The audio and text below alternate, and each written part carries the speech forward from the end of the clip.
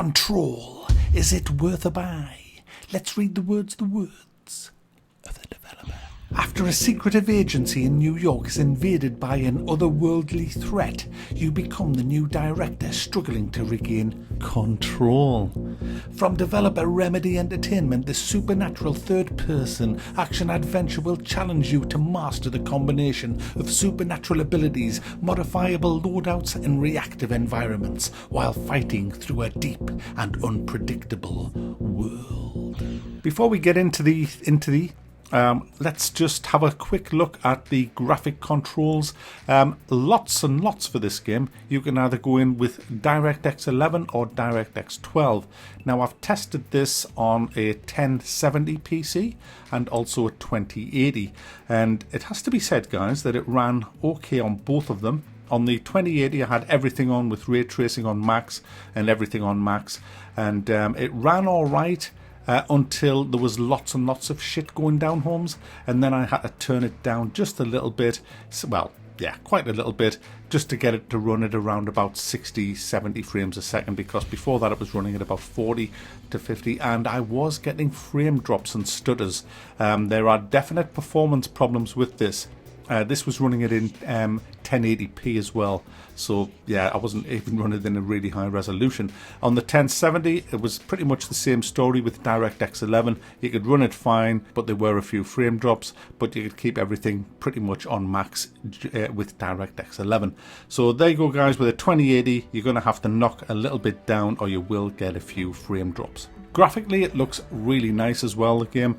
It's got some really good cutscenes in as well, and you know how much I don't like cutscenes, but in this one I don't mind because it has a really good story. Now the story, I'm not going to spoil it for you because it's only a 10-hour story, but there are other little offshoot stories, the side quest as well. Basically you play Jessie, and she's looking for a family member. I'm not going to go into it. She's got a personal story going on here, but as she enters this agency, she finds a whole host of other characters.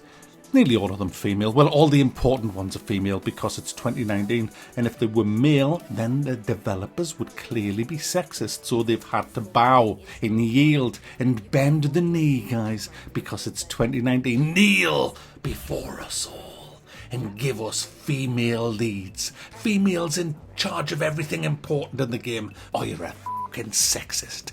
But they are quite interesting characters, and the story behind them is really good as well, as are the side quests. It's not just about the main quest line. There's side quests where you do things for other people that you meet in the game. The janitor's awesome. I really like the janitor. He's a man, but obviously he's just sweeping the floor. Yeah. I'm just kidding, guys. I'm not. So is this game any good then? Yes, it bloody well damn well is. It is very good, guys. I'm really enjoying playing this game. I haven't quite finished it yet, but I'm quite a way in. I've been playing it all day today, and I'm hooked, guys. I really am hooked on this game. It is. I'll tell you what makes it so good. It's the supernatural abilities that you get. The gunplay is good. You have this pistol that, as you go through the game, you can morph it into different types of gun, like a charged up kind of power sniper gun, a shotgun kind of thing. It just by the press of a quick tap of a button, it'll change into the various different things. It doesn't require ammo reloading. It just recharges the ammo when you're not using it. It takes a few seconds, so I don't know why, but it just does. But you also get these supernatural abilities. Let's just say, guys, Half-Life 2 updated gravity gun. There you go.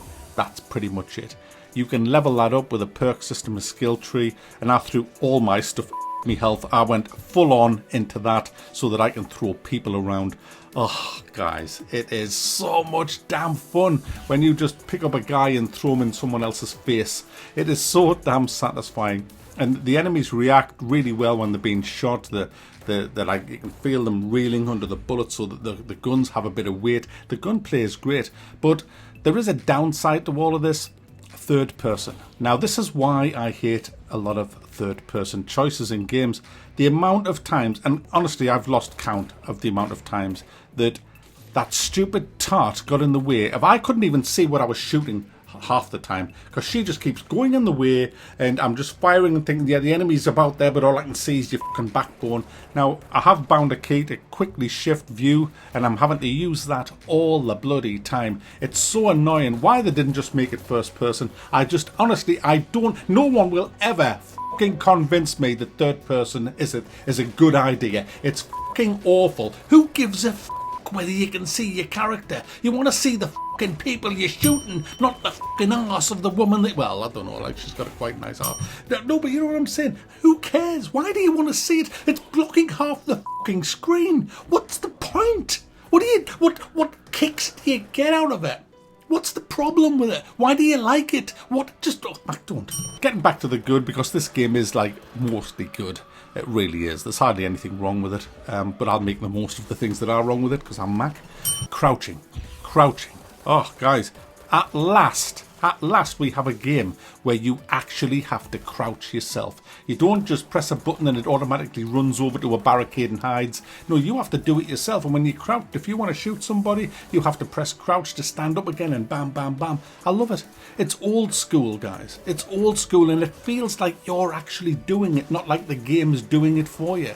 And so the combat, guys, apart from the fact that it's third person and she actually gets in your way, the combat's great. It's the best thing about the game. I mean, the story's great too, but the combat's great as well. The AI is a little bit hit and miss with this game. Sometimes it's great. I mean, you can't ever expect it to be great all the time.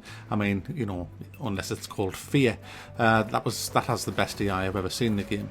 But the AI kind of run around like headless chickens for no reason whatsoever. In fact, there was one guy came running at me, and I kind of thought, you're just doing that to give me health, because I was half dead.